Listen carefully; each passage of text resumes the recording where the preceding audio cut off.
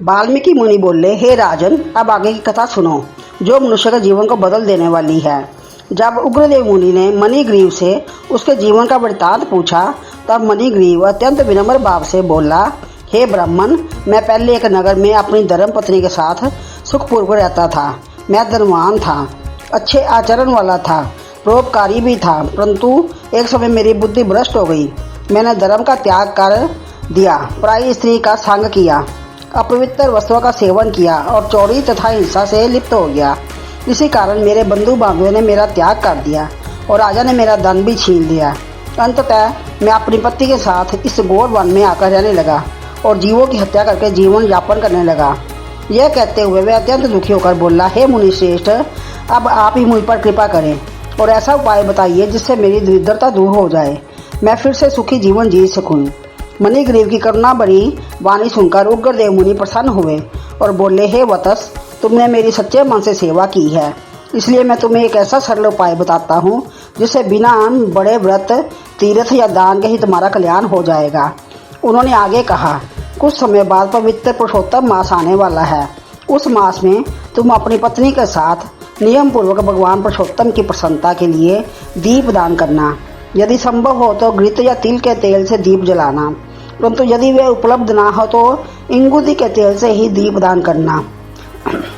नित्य स्नान करके श्रद्धा और भक्ति से ये व्रत करना, इससे तुम्हारी दरिद्रता जड़ से समाप्त हो जाएगी।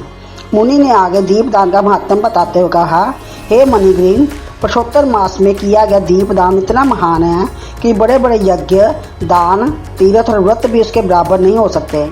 ये व्रत दान, धान्य, संतान या सुख देने वाला है। जो जिस फल की इच्छा करता है वह उसे अवश्य प्राप्त करता है, चाहे वह धन हो, विद्या हो, उत्तम जीवन साथी हो या मोक्षी क्यों ना हो।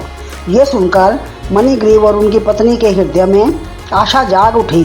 उन्होंने मुनि के चरणों में प्रणाम किया और उनके बताए मार्ग पर चलने का संकल्प लिया। कुछ समय बाद जब पुरुषोत्तम मास आया, तब दोनों ने पूरे नियम और श्रद्धा के साथ दीप दान करना आरंभ किया। वह प्रतिदिन स्नान करके भक्ति भाव से भगवान का स्मरण करते हुए इंगित के तेल से दीपक जलाते रहे। इस प्रकार उन्होंने पूरा मास अत्यंत निष्ठा प्रेम से बिताया। उनकी इन सच्ची भक्ति और व्रत के प्रभाव से उनके पाप नष्ट हो गए और मृत्यु के बाद वे स्वर्ग लोक को प्राप्त हुए। वहां दिव्य सुखों का भोग करने के पश्चात वह पुनः पृथ्वी पर श्रेष्ठ कुल में जन्मे।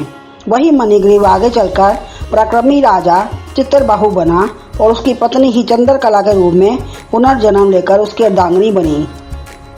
उन्हें जो ऐश्वर्य, सुख और निष्कंटक राज्य प्राप्त हुआ, वह सब पुरुषोत्तम मास में किए गए दीपदान का ही फल था। वाल्मीकि मुनि ने अंत में कहा, हे राजन, पुरुषोत्तम मास में किया गया दीपदान मनुष्य के जीवन को अंधकार से प्रकाश की ओर ले जाता है। जो उसे श्रद्धा और नियम से करता है, उसके लिए कोई भी वस्तु दुर्लभ नहीं रहती।